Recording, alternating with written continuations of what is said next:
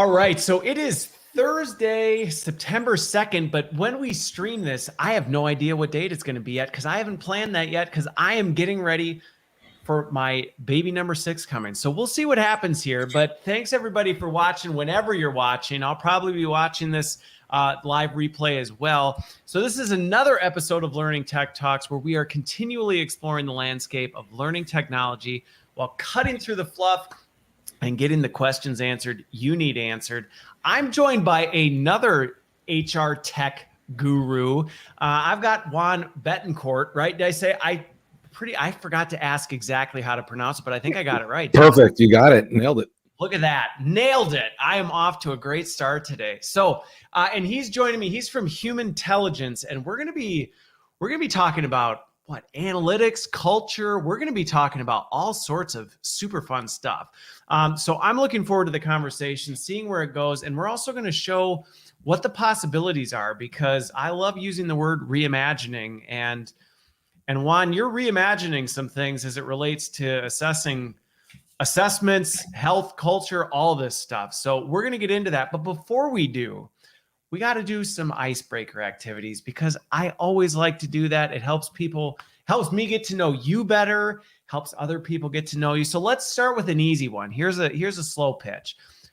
Where are you in the world today? So where are you located? You're at home, if I remember right. Yes? Yeah. So I'm in home. My home is in the suburbs of Miami metro area in a neighborhood called Coral Gables. Okay. You know what? I think you're close to the ChenMed home office, actually. The name sounds familiar. So I'm up in Milwaukee, but that area sounds very, very, very familiar to conversations I have on a regular basis. So I haven't been there, but I have heard of it. All right. So you're down. By. We'll have dinner next time you come with your 6 kids. Hey, you know what? There you go. Maybe we'll swing by. We'll come hang out and we'll see you next time I'm down there. So that's where you are. I'm in Waukesha, Wisconsin, joined by my friendly houseplant, Fred, like I always am. Now let's go to question number 2. You've had a little bit of time to think about this. So I'm curious, and I got to hear the story behind this, but what was your favorite class in high school? So it's funny, while I was in high school, it was AP European history because we would go to Europe every summer with my father who taught at business school called INSEAD in France. And so I wanted to understand Europe a lot better. But there was a course I hated.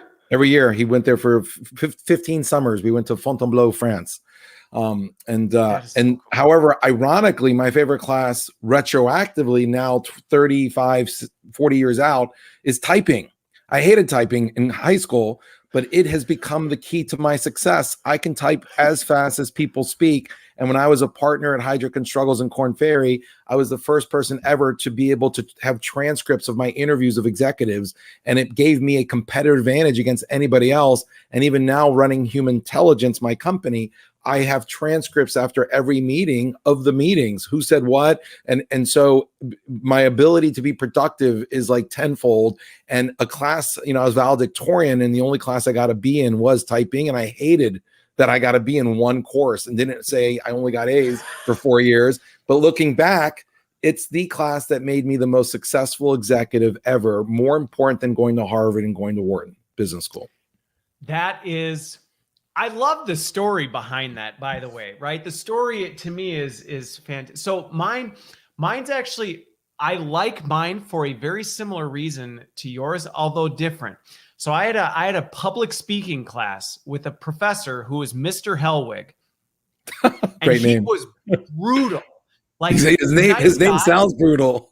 But he was brutal. He was former military. Oh he would tear apart anything you wrote. So, he taught you everything about writing, how to write, the structure, what's good, what's bad. He would just be brutal. And when you gave public speaking things, if he didn't like where you were going, he'd say, get in the corner. And you would have to stop your speech and go stand in the corner because he was just, and so similar, it drove me nuts because it just, in high school, you're a kid and you're like, it's so stupid. Like, why am I being, but looking back, I'm like, that pressure, the push, the drive, the just criticism, but it was positive. He was very positive. It's just he wanted what was best and he just pushed you. And as you got better, he just pushed you harder. which just made you more frustrated as a kid because you're like, just leave me. It's good enough, but nothing was ever good enough for him. So there you go. Completely different angles. But here you go saying, here those things in high school have had dramatic impacts on, I still think back to that class has had a big impact on my career, even though my public high school had more impact on my career than two of the best universities in the world. Isn't that amazing? One course. That is crazy. That is crazy. I still am trying to picture you transcribing literally everything. I'm a pretty quick typist, but and people don't even see it. They don't even know I'm doing it. I don't have to look at the keyboard. People say it's a freak of nature. Like, it really is strange, but whatever. All right. Well, we'll flip the camera at some point, and we'll see if you can. We'll do a race test or something like that. So anyway, so let's transition the conversation a little bit and start by getting to know a little bit more about you, Juan, because obviously now we know you're an amazing typist, but also you've got a seasoned background in things. What ended up I guess just tell me your background. Obviously you had a prestigious pedigree from a school standpoint, but did you know that where you are today is where you wanted to go? No clue. I'm one of the late bloomers, right? I figured out what I wanted to do in life at about 40. So there were 20 years after high school where I was just kind of call it a zigzag career, where I was just bouncing around from industry to industry, job function to job function, not knowing. And it was frustrating, right? Because a lot of my peers from Harvard, they knew what they wanted to do at like 16. And so, they were making good money and like had titles like VP, like by the time they're 30 years old. So, my best school overall for management probably was Procter & Gamble, the big company that owns Tide, and it's one of the 5 biggest consumer products companies. Pretty much everything. There's a study that shows 99% of every house has at least 5 products in them in their bathroom or in their kitchen. If you got batteries in your remote, they're probably Procter & Gamble. So Procter, I did brand management and general management there 3-4 years. Then I went on to work in the sports world, kind of like at Reebok. Then I worked at Puma. My first claim to fame, Puma went bankrupt after 20 years of really fast growth, and they started to license it like a franchise. And they had everything from like microphones to pens to cream called Puma all over the world, and it went bankrupt. And so I was brought in to implement Procter & Gamble within Puma and relaunch the company. And so I was president and chief operating officer and chief marketing officer, basically the number 2 to this running the show, but it was only 300 people out of Germany. Okay. They had fired 10,000 people. It was bankrupt. And so here I was, old brand, and I was able to relaunch the brand, open the US, hired 500 people for the US, open Brazil, open Germany, just relaunch the company. And it's probably the largest brand turnaround in the world, of an old dead brand. Now it's, doing quite well. Then I went to technology, got lucky. A lot of my career success has been luck. I'm not the one to say I'm so smart. I actually got lucky. I went to join a company that I had no idea what they did. I literally joined them without knowing what it was. It was called Siebel Systems, Siebel. Guy named Tom Siebel founded it. He was number 4 at Oracle, and he launched something called CRM. Nobody knew what that was. I didn't know. It was customer relation management, 1998, and I was employee about 110.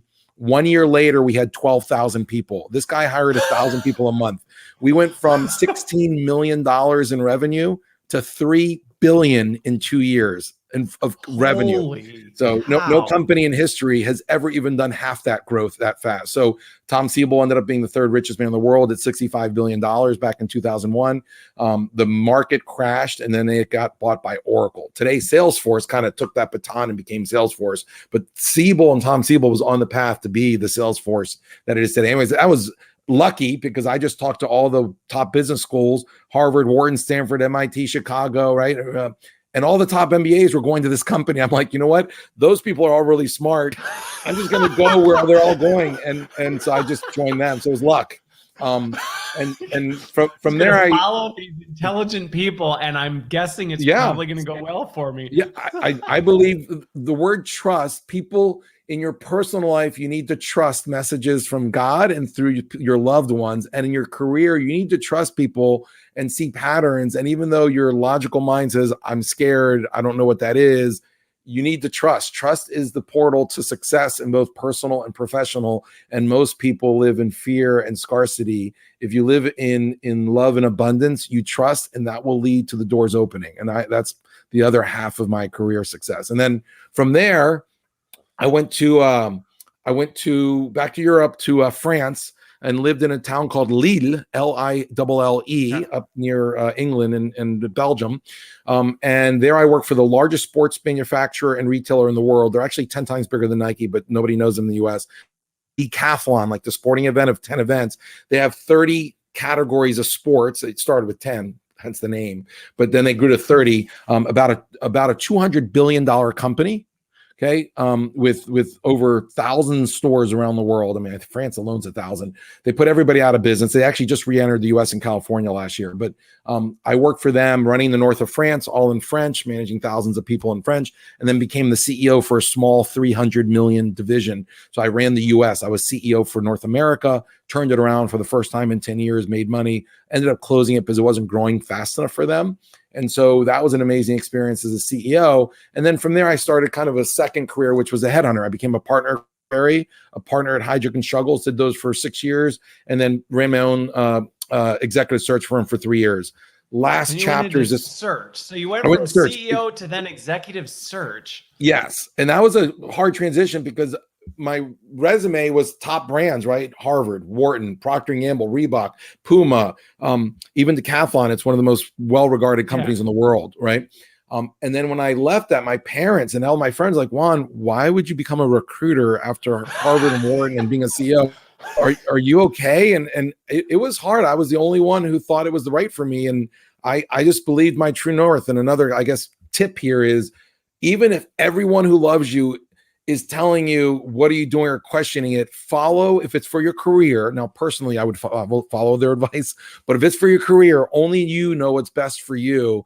And even if it's off the beaten path and strange, do it, because that's what your purpose is. And I'm so glad I did, because I was really good at headhunting, and I became the youngest headhunter at Heidrick & Struggles as a partner. I became the top biller at Korn Ferry under 50. And then I started my own search firm and did very, very well. I was actually selected by NBC, the president of the TV network, to be an advisor to Donald Trump. So I was on The Apprentice for 1 season for 4 shows in the boardroom, replacing George, telling Donald Trump who to hire and who to fire. So it was kind of a wild ride. I was kind of like a celebrity headhunter, and I made a lot of money. And with that money, and with a spiritual practice that I began about 7 years ago, call it a meditative journey, where you fast and you meditate for 2 days at a time. When you don't eat food and meditate for 2 days, it becomes hallucinating, I think. But I got the message and the direction to change course and solve one of the largest problems in the future of work, which is, how do people integrate with companies so that the company wins and the employees wins? Okay. How do you implement self-awareness and consciousness, not just through meditation, but in the workplace, so that you have emotional intelligence driving better performance, team level and at the corporate level, so you have a win and win and win, both individual, company, and customers all win, by elevating the vibration and connection through human souls at work. And that is the genesis of a Humantelligence. Okay, that is the career story in and of itself is fantastic. I mean, there's honestly, well, this is technically, you might be like, well, this is learning tech talks. What does this have to do? But there's a lot of things that I think are really important in there as learning professionals that we can take from this. Because I think sometimes when you think about the role learning has in careers for people, we have a lot of opportunity to help encourage the very things you just talked about, of like giving people the confidence to do the things that they know that they should do, but they're just afraid to do it because maybe I don't know how, or maybe this isn't something, can I really do that? That goes against the grain of the traditional career path, says this is my next move, but I don't think that's what I'm supposed to do. And we have the ability to help people understand at the core, what are you really good, or what makes you tick, or how do you grow to be successful? So I think hearing your story actually does tie very closely to learning and development, because there's huge opportunity for us to play in that. And I just love like recruiting. You're like, what? You're going to be a recruiter? But I know this is what I want to do. And so I'm going to go all into it, and I'm going to be the best at it, because that's what I want to do. I'm not just going to kind of go, well, I guess I'll go try a thing. And so anyway, love the story behind that. But so, okay. So now you did all this crazy stuff. You've been all these crazy places, all this pedigree. You've been to all these schools. Your high school is still probably your most impactful educational experience. But so all this stuff, and you go, now I'm going to start Humantelligence. And so now you tell people, I started this company, Humantelligence, and they go, what's that? What do you say? So Humantelligence, today we call it the culture software. And it's a mix of where psychometrics should be, right? Personality tests, right? So self-awareness meets emotional intelligence for the organization, where both company and employees win. So it's using, a tool. We actually have the most advanced psychometric tests in the world, a questionnaire. It's 36 questions. They're different for each person. And in 12 minutes, we measure what we call the BMW framework of self-awareness and emotional intelligence. That is BMW, like the car. It's the best one out there anyway. And in high school, that was my favorite car. So BMW, we measure behaviors, kind of like DISC, predictive index, strength finders, SHL. There's a lot of tools, hundreds, that measure behaviors. We measure motivators, or what Hogan calls values, except that's really expensive and long for most assessment tools. So you can't get that to all employees. And we measure what those two groups don't measure, because those companies were all made for self-awareness. They weren't developed to see how someone gets along with others and what the environment impact on energy is. So we were the first company to measure in work environment and what energizes you. So you could actually have two people with the same behaviors, DISC or predictive index, one successful and really happy and engaged in their job in a role at a company, and the other with the same exact results for predictive index or DISC, miserable in the same job at that company. Now, how do you explain that? Because of the environment impact and the culture of the environment. Same with Hogan. You can have two people with the same exact Hogan, one successful and happy and one miserable in the same company, in the same job. And that can be explained by that third variable, work environment. And so it's the most comprehensive tool. In 12 minutes, nobody can do in 1 hour. And we've priced it really low so that we can quote what we call democratize self-awareness. These tools, typically the M and the W, motivators and work styles, is only for rich people and executives. Most, the 90% of hourly wage workers aren't getting those kind of tools, and they're longer. No. So we decided, you know what? It's better for everyone to have access to these tools. And that's what's in it for the people, the masses, democratization of self-awareness. But what's in it for the company? Well, the company, now they get to see the entire company psychometrics. And if you roll that up with now data analytics, which has only become to advent, in the last 7 years, you can now get culture mappings, bottom up understanding of team A, team B, team C in a division, call it, say, finance and accounting, right? You have the finance people, accounting people, two different teams in one group called finance and accounting. And that's a certain culture. You also get the culture by rolling up the data for all your marketing people. Oh, and by the way, the culture of your marketing team is very different than the culture of your finance and accounting, and it should be. And then you can roll up the data for your 1,000 employees in sales, and you have a different culture there. Oh, and by the way, what are we trying to highlight there? There is not one culture at a company. And that's why we're called the culture software, because we're the first company to A, accurately measure culture with data, not an engagement survey, not culture.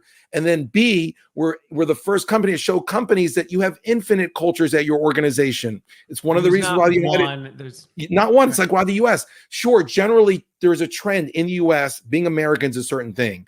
But if you put a Tennessee person with a inner city Philly person, with a Bostonian, with a Seattle, Asian immigrant who works in tech, with a, Mexican Chicano from LA, all over the map, this country is great because we embrace and we embrace the diversity of that. Right?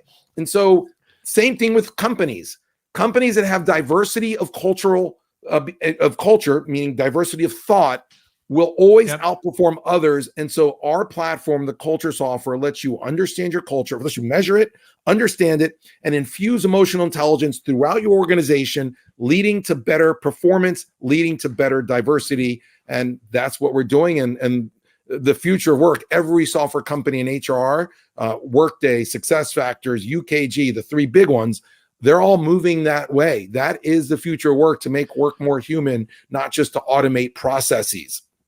So I want to dig into this a little bit, because I think there's some really important things you hit on here, which is, and I want to kind of hit on some of the things that might be a little controversial with folks who may be listening to it, because I think about the first piece, which I love.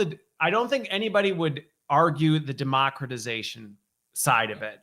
I think people have seen value in assessments, and this is where we'll get into like the assessment piece. But I think people have seen some value in that, but it's always been in a silo or a vacuum or whatever, where you go, well, we only really know this about a certain group of people or a small bit, or the data's kind of scattered throughout the organization. So we really don't even know whether it's there. So the fact that you're now making this available to the rest of the organization does give you that access to visibility you couldn't have before, because it was either too expensive or too onerous to try and do. I mean, I just even think we won't get into all the assessment tools, but someone would be like, oh, we do MBTI, and you're not going to do an MBTI on the entire enterprise. And even if you did, the likelihood that you're going to be able to do anything with that data is minuscule. So there's that.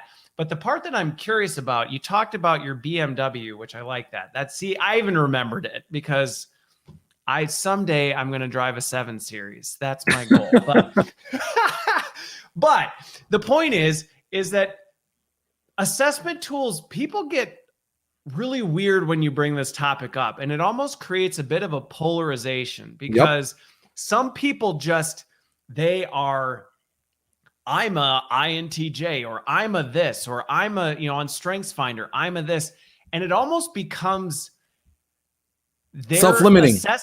Well, it does, because they almost place this, I'm this, and now I let that define what I do, instead of saying, no. This is designed to give awareness to things, but then it's not the definement of you. And that's where I see it go wrong. But some people really go big on this. And then I'll see other people go the complete opposite, and they go, they're a joke. They're a waste of time. It doesn't do anything. And I'm like, I'm not on that side either, because they do give you some insights that you go, well, I maybe now better understand your point of self-awareness. I better understand myself now.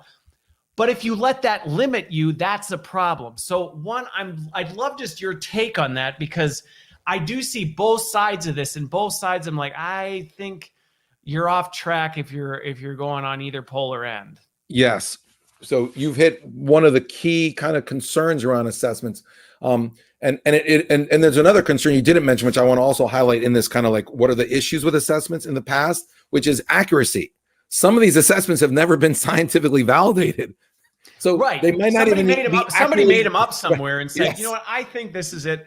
Yes. So there's that one, and the other one, and then I'll let you finish. I told you I was just going to jump in. Yeah. So I've actually seen these go into, they become bias things. Yes. Where it's like, so you're exactly. a that. You're a so that. So the key is, I bought an assessment tool that's been validated every 3 years for 30 years. It's one of the oldest ones in the marketplace. So the key is, first, you have to find one that's scientifically validated. Okay. Yeah. And so, any industrial psychologist can look at a technical validation of an assessment company, and there's hundreds of assessment companies. Always ask them for the technical validation. If they say they can't send it to you, or they don't have one, run for the mountains, because you're not even sure if the results are going to be what they say they are. Now, even though there are validated tests like Humantelligence's tests and others, and predictive index is validated, Hogan's validated, you still then need to avoid the next big issue, which is, and it's how it's presented within an organization. So there's a little bit of change management and how the actual tool presents itself. We are a software company that has an assessment. So when we present the results, we actually solve for this problem. We present it as a developmental tool, not as a defining tool. So it's not a conclusion. And the analogy I use is sports and acting. When you do an assessment for a Major League Baseball player coming into the league or a basketball player going into the NBA, you do a battery of tests and you say, okay, well, the basketball player is really good with the right hand. They're like a 95 out of 100. Their left hand's like a 30. They got to work on that. There are 3-point shots, like, they're like a 80 on the 3-point shot from the right, and they're like a 60 on the left. So now you know where you are, and you want to then improve on the other things, because maybe you were good at fast break in college, but now you need to do a different type of slow game in NBA. I don't know the inner workings of NBA. I'm not a sports guy either, but I get what you're going with it, right? The goal isn't to say you're this is now what you're limited to, because that's what we've defined you as. Right. It's now we know where we need to focus energy, resources, time as your manager, as the company, to develop you. And so that's one thing that we presented as. And the second thing we presented as this insight about the person, we'll then compare it to the team culture or the company culture, because now it's all data. And we say you're only 38% to what the company needs you to be. So let's create a developmental plan to develop your other areas. If you're really decisive and all you do is make quick decisions all the time, this company has a culture of being very deliberate, because a mistake can be very costly. We have really big customers, and we're talking, let's say, General Electric, like, MRI, products. Or we've got very high regulations. High regulation, right, exactly. Like, SEC is going to be on our back, right? And so we will now coach you on that. Conversely, if you don't know that about that person, they come in, they make a mistake, and they get fired. So actually, it's like anything really powerful. If it's used for the right thing, with the right structure, with the right reason, it's transformational, a positive way for everybody. And if it's used in the wrong way, which some assessments are, then it's detrimental, not transformational. And so those are some of the things that we address when we work with our clients and individuals. To be at a company as a human being, it's not just relying on who you are and what your strengths are. Companies need to develop your other areas. It's like an actor. The best actors in the world can turn on and off their normal personality traits and turn completely on others. So you had that one guy who was a comedian all his life from Mork for Mork, and then he did Philadelphia, and then he died from cancer. What was the guy's name? Philadelphia with the guy with, it was the most serious. He was a comedian and did something serious, and people said, wow, what a range of roles. He was a comedian all of his life, and now he's doing Philadelphia, which is a very serious movie. But that's the point.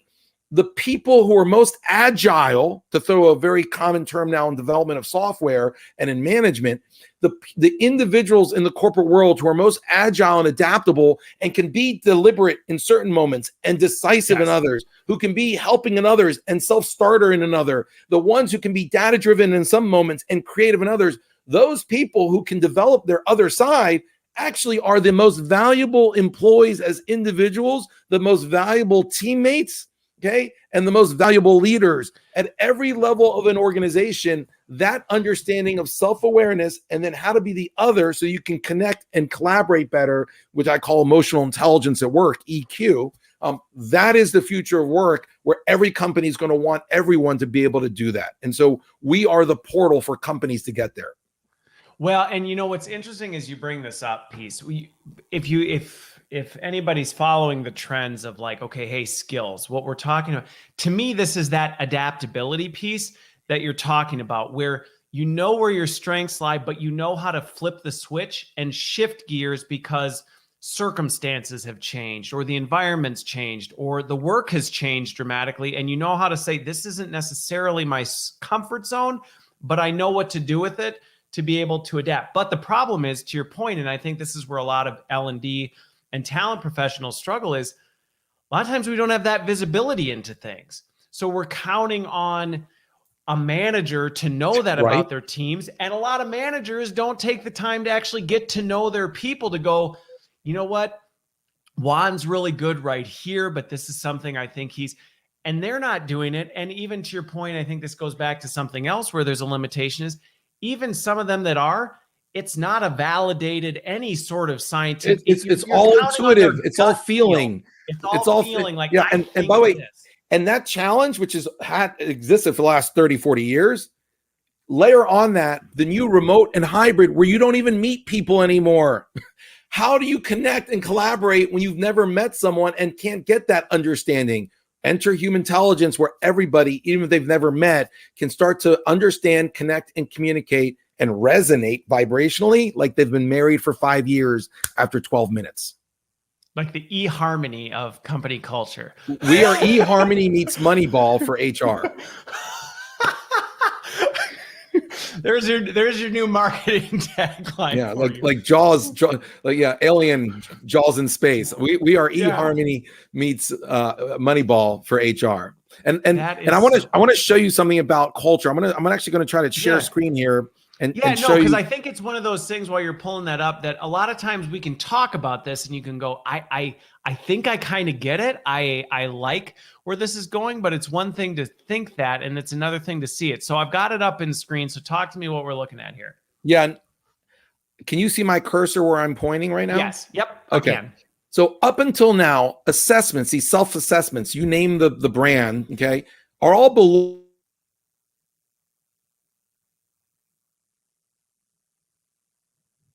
Most of them behaviors, right? From Pymetrics to DISC, predictive index, etc.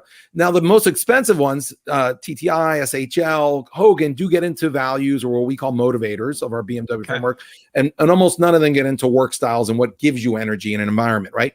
And guess what? We actually at Humantelligence don't even charge for our assessment. We give it for free because we don't think the value is there for the company.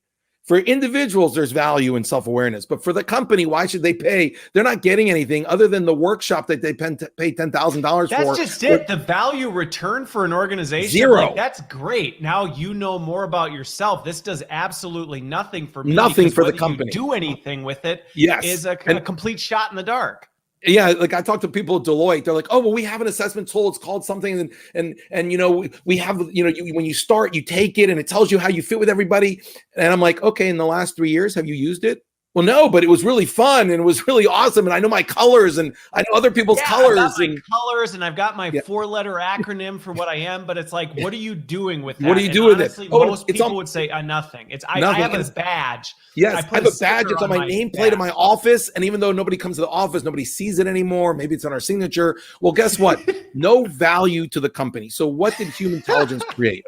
We created this, and this is, the napkin moment of a startup. This was actually on a napkin. This was the genesis when I said, I got to find the best assessment and create a platform. This is the literally structure philosophy of consciousness, which I call emotional intelligence, that around culture of a company. And so it starts with each person being a person with certain behaviors, motivators, and work styles. Then it moves up to the second level where two people, once they are self-aware, they can now, if it's a platform where the tool is at their fingertips, they can now engage better. They can understand each other before they write an email, before they call the person. So in that sense, that is the following. So it's giving you the insights. It's giving you the insights. So while you're talking about that, I think is a really important piece, because going back to what we said with this, okay, so we do these assessment tools and everybody gets excited and they have a really fun time and they have some laughs on like, oh, haha, and this is why I do the thing I do type of thing. But then what do I do with it is almost always lacking, or at least in tangible terms. You might get like a little spreadsheet that says like, hey, when you're doing this, consider this. But remembering that or doing anything actionable with it is almost always challenging. And so I want to show you how that works in real time, because what we've done with Humantelligence is we've put the insights that you would get at that workshop, okay, from the consultant, we've put it into all emails. So Outlook, Chrome, into Slack. We've put it into your calendar so you can see your team culture meeting. So let me just quickly show you. Is it still sharing? I took it off while it was loading, and I'll bring it in when you're ready. Okay, so hold on a second.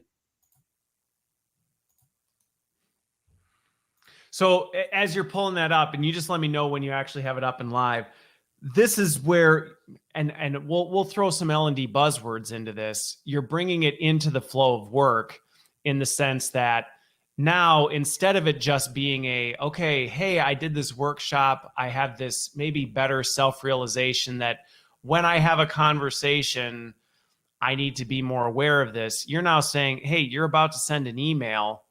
here's some actual considerations that you should send in this email so that you can actually put it to work. Yes. And I just pulled it up. So share screen. You're sharing. Oh, you're sharing. Oh, I am sharing. Okay. So here's my email. Do you see up here where my cursor is? HT talent profile. Okay. Yeah. Someone, an admin anywhere at your company. I mean, Coca-Cola did this. Their admin literally went in. They gave a link to all their employees. So 8,000 people at Coca-Cola Southwest Beverages. They got a link saying, "Hey, I'm the CHRO. We want you to take this tool. It's a really fun tool. You'll be able to communicate better." And it's a communication called EQ Everywhere by Humantelligence. The admin then clicks this, and then the next day on Tuesday, 8,000 people have taken the assessment, and now everybody turns on Outlook, and they have these two little buttons. We have the same for Gmail, the same for Slack, and so now when you open an email, you write someone's name, okay, and when you click on talent profile in your email, it's actually feeding you information. It feeds you the tips. You can do a side-by-side comparison to show how similar or different you are, or you want to go straight to the tips. It'll tell you, hey, this person, Carrie, he is a maverick. He follows a deep personal sense direction and challenges existing methods. He suggests, so this guy's going to push back on something I say. If I don't know him, it's good to know that before I write to them. He's a creative, so I shouldn't be scared to throw some creative ideas in the email. He'll like that. He's an architect. He's a listener, calm. So maybe that's not so applicable for the email. Then tips on how to communicate with him. He likes, I'll send him a text message that I sent him the proposal. He likes for people to do that.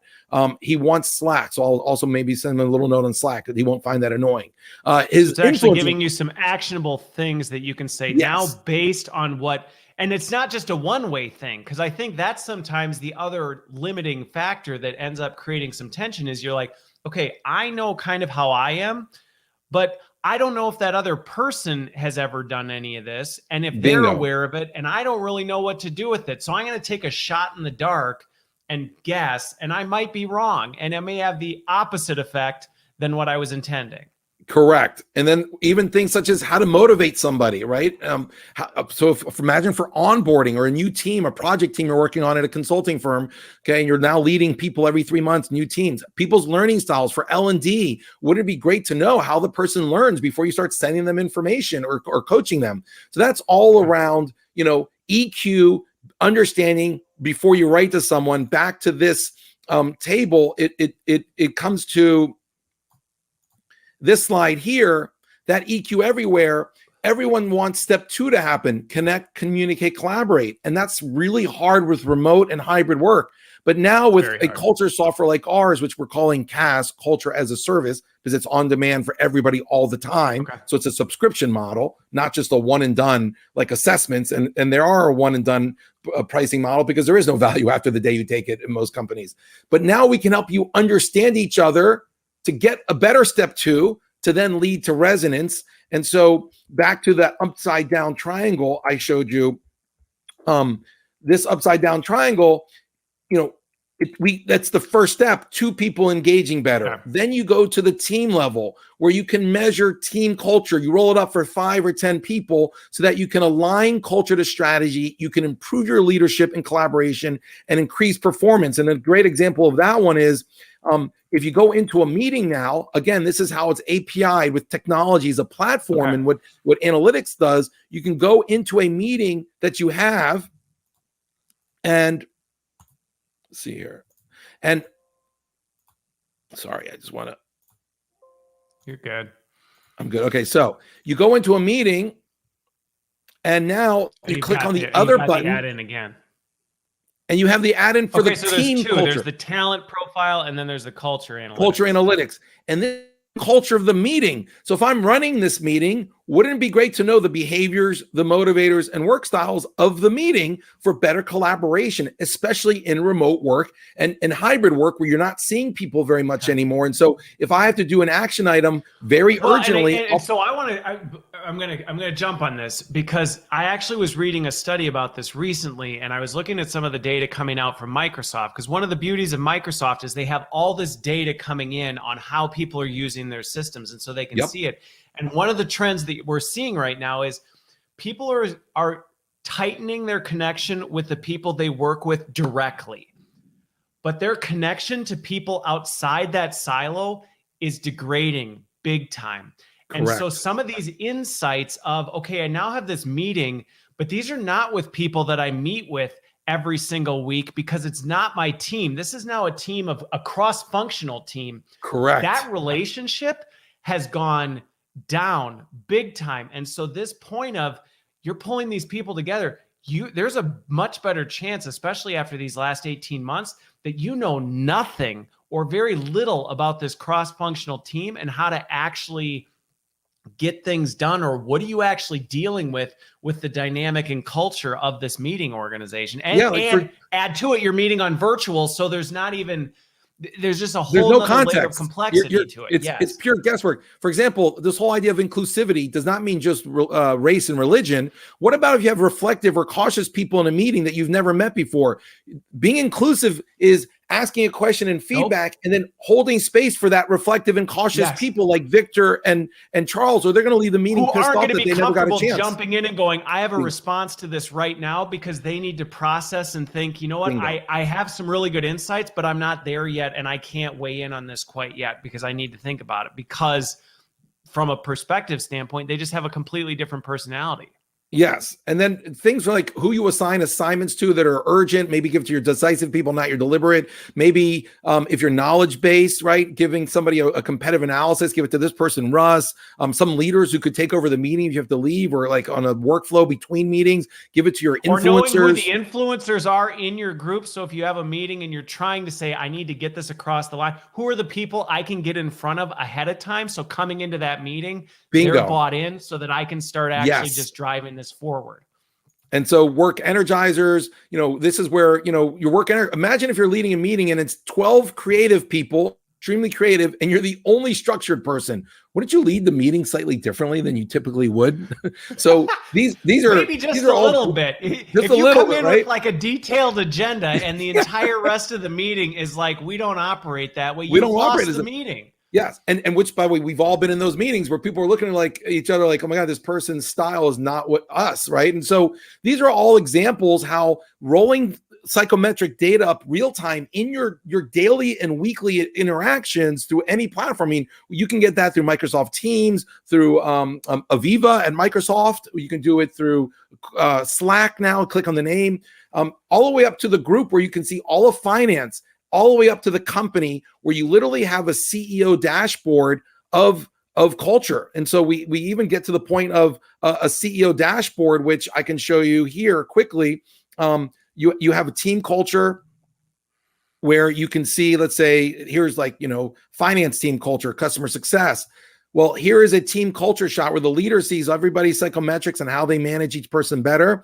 They can do a side-by-side with employees to see that they're like, let's say 59% similar. You can download all these results. You can get the top similarities, top differences, what that means. You can get little tips around the different areas where you're very different, where this person, myself, Juan here on the right, I'm very deliberate. This person decisive. Even for talent management, talent mobility, the ability to see, hey, like what is, I'm just even thinking the implications on succession planning, leadership development, figuring out, hey, we've got this because we've all seen this, where the team has a subculture. You put a leader in there that does not jive with that subculture, and then the whole team falls apart. People who are organ rejection.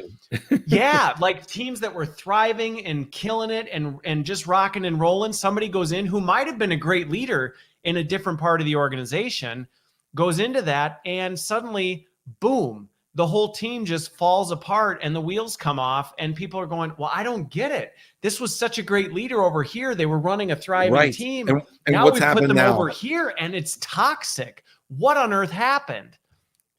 So you've nailed it.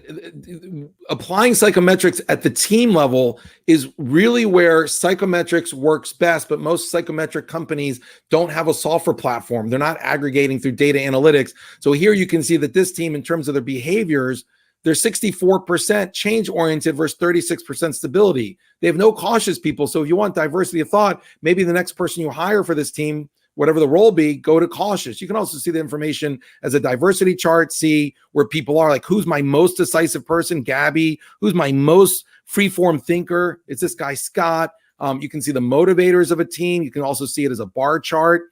Okay. You get these tips on strengths. You get the tips on weaknesses. Just like an individual has strengths, weaknesses, blind spots, so does a team. And you get those quickly in these kind of like strength, weakness, blind spot, like summaries you can download. And then you can do a target culture where you can see where you want to go and where you currently are and the gaps between that target culture and today. And so some really, really neat stuff, all the way up to the CEO level, where you can see for an entire company, you can see for 200 or 300 people, you can see Culturescape, which is a CEO dashboard of the culture of his or her company, where there's understood 12 cultures that exist globally. This company, for instance, is a consultant, explains that there's stability, people with creative throughout the organization. Number 2 is change agent. And you get the idea. And so a lot of neat things. I'll stop sharing here. A lot of neat things that you can do with psychometrics that have never been done before. And we're leading the charge there. So what's good grief? We should have booked this for a couple hours, because this is our clients say the same thing. They start thinking we're an assessment company, and the more they dig, they're like, oh my God, this is so transformational. When you really think about it, because that is what many organizations have experienced, right? That has been the experience. And so I don't necessarily fault anyone for having that initial reaction, because that's what we've become accustomed to. We've become accustomed to the fact that, okay, you know, assessments of any kind, they're nice, they're fun to have, they're kind of a party trick. You know, some people might get some meaningful but they don't relate it to performance. They don't relate it to performance. It's not related to performance. Yes. Every company that uses our tool, they increase performance of teams, collaboration of teams, and they reduce. I didn't show you the talent fit. You can now use psychometrics to hire for what works already against existing people. And so we always reduce turnover by between 20 and 30% at all of our clients. Because when you actually hire with data and not through bias subjectivity of just hiring who you like, you can actually hire someone that you might not like, but who's going to succeed in the role. Okay. Well, and so that's what I was going to ask from an implication standpoint, because like I said, my head's spinning in a lot of different directions for this, but even on, so let's jump to the assessment piece pre-hire. So is this something that organizations are also now starting to incorporate into their recruiting process to say, let's identify whether this person's going to be a success? Because the point you hit on, and I think this, while some in L&D might be like, what does this have to do with learning and development?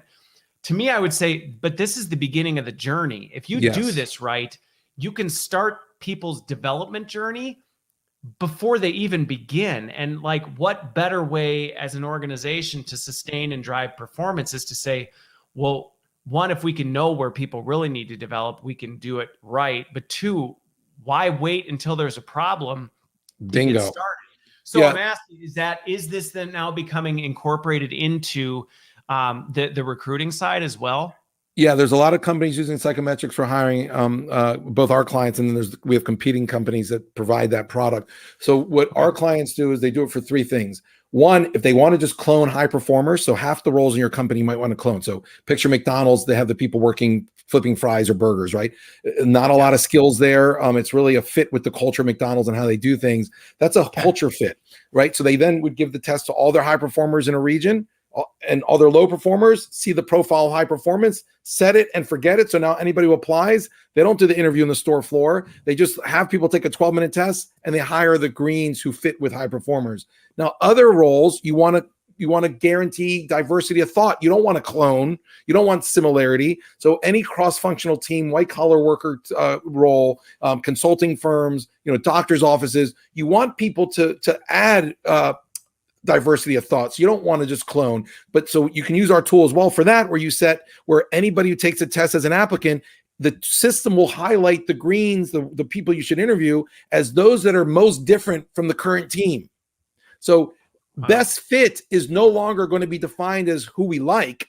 Best fit is either cloning, meaning someone we like, or guaranteeing someone who's very different from me and I might clash with them, but that's a better solution for that role. So that's the 2 ways companies are using it as well. Second way, I'm sorry, a third way is for developing someone. Everyone, you want them to fit a culture of intention. So if a company's trying to change directionally what the culture of the company is, which should happen every 3 or 4 years, you need to understand who you're hiring is going to fit with that intentional culture and not wait till it's a problem to try to change them. So you can now filter for people who fit with that culture. Case in point, Ashley Furniture, 20,000 employees, 100% turnover, costing them tens of millions of dollars a year. That's the largest furniture company in North America. They used every assessment tool out there for 20 years, but the problem was most assessment tools they gave were only on behaviors, not on BMW. They used our tool and they got to see what an insight was on what performance was, because there was about two factors on behaviors, 2 on motivators, and 2 on work styles. And they put our tool in and reduced turnover by 30% within 3 months and kept it down 30% the whole year, saving tens of millions of dollars. So there's great examples. There's one of a company, a restaurant in Minneapolis. I can't remember the name of it. About 100 people there, horrible net promoter scores, horrible Yelp scores, like 2 out of 5 for service. Nobody would go to that restaurant. They turnover all the time, and we reduced turnover by 90%. The guy, the manager of the store, of the restaurant, gave it to top performers, low performers, and only hired with it after that. Got it to where there was only 10% turnover ongoing, and it has become the #1 restaurant in that town of Minneapolis. Everyone raves about the service. Their Yelp scores are now 5. Psychometrics leading to better performance, better service, aligned to a culture. But the tie-in is the connection between that, because I think that's one of the things that's an important message for any organization that's even considering treading into this water is this can radically transform things. It can also do absolutely nothing if it's something that you just kind of go, yeah, okay, we did a thing and it sits on a shelf and we don't really look or action against it. The old assessment model. That what you just described is the old assessment model. Right. We do a thing. We got some information. We kind of go, isn't that interesting? And then we just kind of set it aside and we don't do anything with it, so this is my follow-up question to that. Well, actually, I have a couple. So we'll see how many of these we can get through. Is what do you think has been one of the biggest limiting factors for organizations to actually be able to action or connect this to performance? What have you seen with organizations that maybe have tried this and said, we've really tried, it just hasn't really worked? I think we try to convince them that we come at it with analytics, right? Not just an assessment. And we come at it with a platform that gives them value every day. Okay. And at first they're like, well, how's that possible? They can't visualize it. But like I just showed a couple screenshots, you only got to see 10% of the platform just now. There's so much there, right? But once they see it, any HR leader, any CEO sees what I showed you today.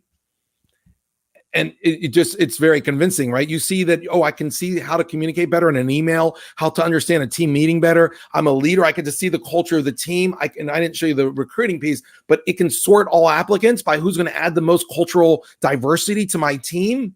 Okay. Oh my God. What leader, what business, what company doesn't believe that data applied to an area of their company isn't going to help? And so now data can be applied to culture. And that is what's so powerful, because I don't have to educate our clients and leaders that data applied to culture, hiring, and leadership is only going to lead to a better result and a less biased. And I think the point that you bring to this, and I think this is the part that's important because when we say data, I think it's worth clarifying, because a lot of would say, well, we're generating data, but it's like quality data. And I think that's one of the things that's really important, because I've seen over the years lots of these things that, they come up and there's not a confidence from people that it's really accurate or it's something that they can do anything with. So instead it becomes like it's a good piece of information. Well, you're talking about, to bring that to life, engagement surveys. People are realizing that engagement surveys and all the money they've invested are actually false data, meaning it's not your culture. Microsoft and Apple are very different culturally. Their products, how to use them, the people making them, the employees, right? Well, they both do. And if people go from one to the other, I've seen them burn out. They just burn out, right? I was great at Apple. I'm going to go to Microsoft. And they burn out because culture is so different. But when they do an engagement survey, they use the same company for their engagement surveys. They both get 75% super engaged. We're really happy with this company. I love it. I recommend a friend. They both get about 20% who are saying, oh, it's a job, and 5% who hate working there, right? Well, they have the same engagement survey results, yet they have nothing to do with each other. People make the two mistakes with culture, that an engagement survey is going to tell you if you have the right people in the right jobs to achieve your strategy and goals. Not at all. And two, that culture comes from the top, that if you have a great leader, it's just going to, like, through osmosis, trickle down to everybody. Well, we learned at Uber, where they had a real jerk CEO who got fired, 26,000 employees around the world. They've now had a new CEO for a year. Not one person has noticed a change in the culture, because the only people who felt that bad person's culture was the direct team. So a leader and their team will feel leadership culture, but not throughout the whole organization. I worked at Procter & Gamble, and they told us very early, we could fire the top 10% of every person in this company, okay? But because we've made everyone think about becoming dispensable as humans, okay, the culture will remain, because it's not driven by any one person. It's culture is bottom up, okay? And the t-shirts and the coffee mugs and the websites where it's an aspirational culture, that doesn't work, okay? Don Sol, a professor from Harvard Business School and MIT, came out with a seminal study in July of last year, basically proving that 99% of companies that have their culture on their website and their values actually don't live it and don't do it, and employees don't believe in it. Those data points actually are fake. This is using psychometrics will give you a real kind of body scan of your people and of your culture and tell you where there's disease or not. Well, and it accepts the reality that you don't want one universal culture. Right. You don't want it. You know, I think that's one of the things where a lot of organizations say, we want to create our culture as if it's a universal thing. You don't want an organization where everybody there is walking around, acting, thinking, and behaving correct, exactly the same. That's a terrible organization that's going to just go up in flames in no correct. time. Type of a thing versus embracing it. And I just, again, kind of continue thinking back to, you know, as we think about, there's the recruiting piece, but another big thing in HR right now is talent mobility. And we think about, hey, you know what, how many times do we performance manage someone out of an organization right. where really that's costing us huge amounts of money. That's within existing clients, we land and expand. The hottest product we have, once they understand our platform that we're selling, is career mobility. There's a module where they can literally say, what's the library of all roles? What's the profile, a culture profile of every role and who performs? And so now you can take someone who's not performing and say, where would they fit better? And then just literally push a button, and it'll suggest the 2 or 3 roles where they'd be better. And then they can start having conversations with HR on how to get there in an interview. Based on data. Based on data. Because again, and I think this is the point that we just keep hitting home, is it's not just about the job. And I think this is one of the things that can be a little bit incomplete with some of the work that's being done in talent mobility today. Is you might say, oh, your skills would make you really good for this job, but you may still hate it because the culture and the work, the way that team runs, we had a woman in our company. She came, joined us for a month doing sales, and then quit and called me. I want to quit. I'm like, why? You know, you're great at sales. She goes, yeah, I have the skills for it, but I hate it. I'm realizing and then we pulled up her assessment, and this is actually the genesis of this module for career mobility. And we said, well, let's look at what works in other companies for customer success, for finance, for accounting. And it turns out that her psychology, her psychometrics aligned her much more for being a customer support person. And so now she leads all of our customer success. Her name is Beth Hales, and she's remarkable, and she's so happy. And we went from a woman quitting to a woman who not only is happy, but she's delivering running the group. And her career, she's the happiest she's ever been, she said. And she went from quitting to happiest in her career because of a psychometric test and using it for career mobility internally. And I think that's one of the things that, you know, this goes way back to the very beginning of the conversation, which is so many people are doing things and they may not necessarily even understand why. And I think I just think of her as an example where it's like, well, I'm in sales and I can do it. Right. But is it because is it because that's really what you thrive and are great at? Or is it just what you've been doing. And I think there's a lot of people in organizations who they're doing what they've been doing because that's what they've done. And they may not necessarily know where they'll succeed elsewhere. And the big transformational shift is that UKG, Success Factors, Workday,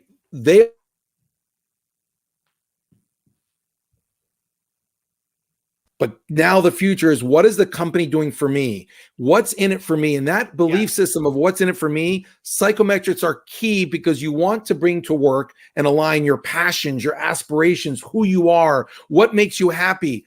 All of that now is equally important to a company, and to keep good talent, it's being flipped on its head. And so our platform and psychometrics is helping companies put the person in front of the company. And together, that's going to lead to a more successful long-term human capital strategy and employee experience.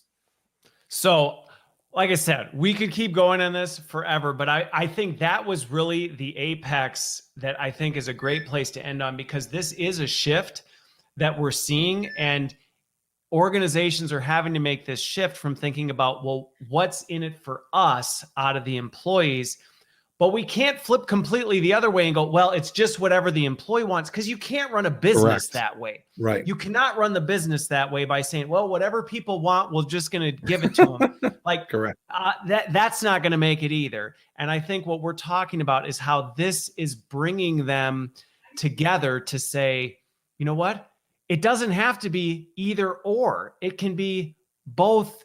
And this is actually creating an opportunity to do what's best for the business from a performance standpoint, while at the same time doing what's best for each individual and giving them an opportunity in an environment where they can thrive and just crush it while bringing that performance to the organization. So this has been, I'm energized, Juan. I don't know about you. I'm energized based on this conversation. So I'm so glad that despite all the rescheduling and bouncing around, we had to make it work, that we were able to get it on the books. Thanks everybody who's been watching. Hopefully this has changed the way you think about not just even assessment tools, but the way you're thinking about talent and mobility and development and recruiting. I mean, this has a lot of implications on a lot of different things. So I appreciate you making the time, Juan. Thanks everybody for watching, and have a wonderful, wonderful weekend if I broadcast this on a Friday. Thanks, Chris, and good luck with the birth of your sixth child, and God bless you and all the viewers who took time out of their schedule to listen to us talk about this very important topic. All right. Thanks, everybody.